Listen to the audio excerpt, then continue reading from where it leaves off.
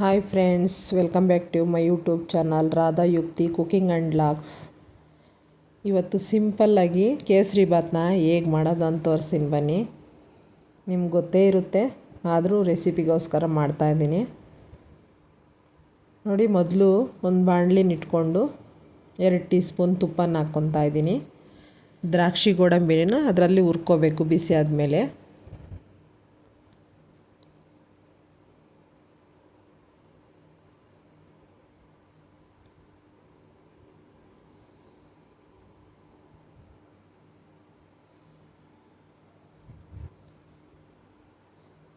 ನೋಡಿ, ದ್ರಾಕ್ಷಿ ಗೋಡಂಬಿ ಹುರಿದ ಮೇಲೆ ಸೈಡ್ಗೆ ತೆಗೆದಿಟ್ಕೋಬೇಕು. ಈಗ 3/4 ಕಪ್ಪು ರವೆನ ಹಾಕ್ಕೊತಾ ಇದ್ದೀನಿ ನಾನು. ಬಾಂಬೆ ರವೆನ ಹಾಕ್ಕೊತಾ ಇದ್ದೀನಿ. ಇಲ್ಲಿ ಮೀಡಿಯಮ್ ರವೆ ಅಂತಾರಲ್ಲ, ಆ ರವೆನ ಸೇರಿಸ್ಕೊಂಡು ಹುರ್ಕೊತಾ ಇದ್ದೀನಿ ತುಪ್ಪದಲ್ಲಿ. ಚೆನ್ನಾಗಿ ಹುರ್ಕೋಬೇಕು, ಘಮ ಬರೋವರೆಗೂ ಹುರ್ಕೊಳ್ಳಿ ಚೆನ್ನಾಗಿ. ಮೀಡಿಯಮ್ ಫ್ಲೇಮಲ್ಲಿ ಹುರ್ಕೋಬೇಕು.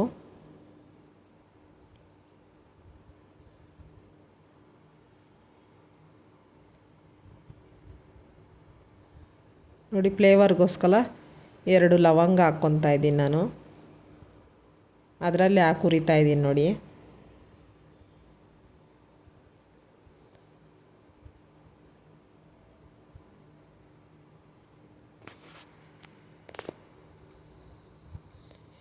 ಈಗ ಬಿಸಿ ನೀರು ಮೊದಲೇ ಕಾಯಿಸಿಟ್ಕೊಂಡಿದ್ದೀನಿ ನಾನು. ರವೆ 2ರಷ್ಟು ಬಿಸಿ ನೀರು ಕಾಯಿಸಿಟ್ಕೊಂಡಿದ್ದೀನಿ ನೋಡಿ. ಬಿಸಿನೀರು ಹಾಕ್ತಾಯಿದ್ದೀನಿ. ಬಿಸಿನೀರು ಹಾಕಿ ಚೆನ್ನಾಗಿ ಕಲಿಸ್ಕೊಳ್ಳಿ. ಕೈ ಬಿಡ್ದಲೇ ಕಲಿಸ್ತಾ ಇರಬೇಕು, ತಳ ಅಂಟದಲೇ.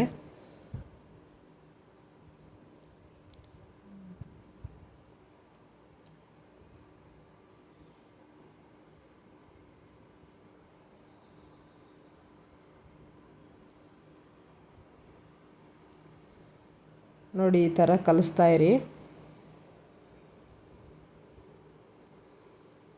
ತುಂಬ ಗಟ್ಟಿ ಮಾಡ್ಕೋಬೇಡಿ, ಆದಷ್ಟು ತೆಳು ಮಾಡ್ಕೊಳ್ಳಿ.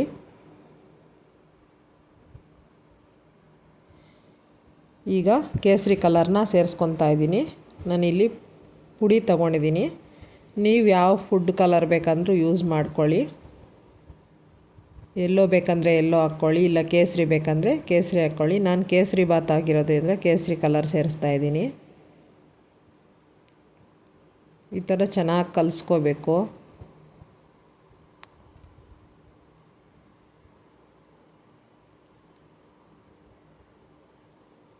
ಈಗ ಶುಗರ್ ಸೇರಿಸ್ಕೊತಾ ಇದ್ದೀನಿ.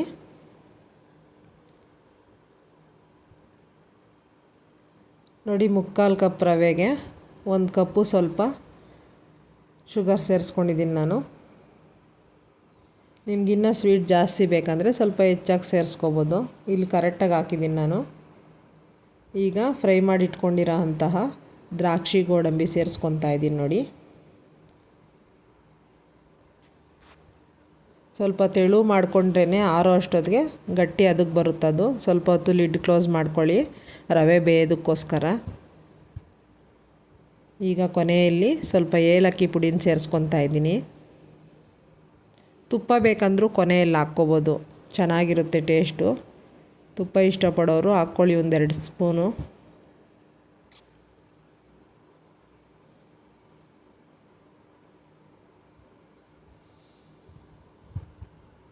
ನೋಡಿ, ಈಗ ಕೇಸರಿ ಬಾತ್ ರೆಡಿ ಆಯಿತು. ನಮ್ಮದು ತುಂಬ ತೆಳುವೂ ಇಲ್ಲ ಮತ್ತು ಗಟ್ಟಿನೂ ಇಲ್ಲ, ಮೀಡಿಯಮಾಗಿ ಬಂದಿದೆ ನೋಡಿ. ಈಗ ರೆಡಿ ಆಯಿತು. ನೀವು ಕೂಡ ಮಾಡ್ಕೊಂಡು ತಿಂದು ಹೇಗೆ ಬಂತು ಅಂತ ಕಮೆಂಟಲ್ಲಿ ತಿಳಿಸಿ.